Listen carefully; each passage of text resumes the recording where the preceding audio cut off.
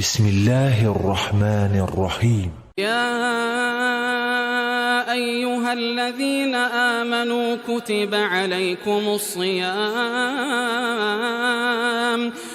عليكم الصيام كما كتب على الذين من قبلكم لعلكم تتقون.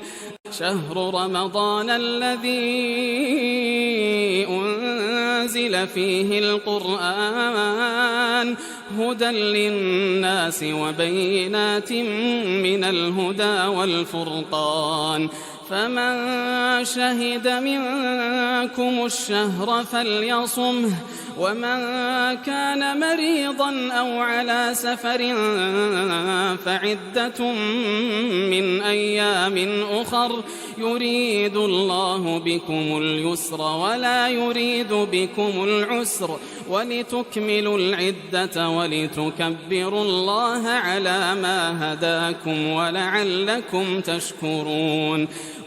وإذا سألك عبادي عني فإني قريب أجيب دعوة الداع إذا دعان،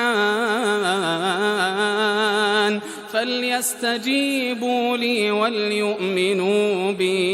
وليؤمنوا بي لعلهم يرشدون.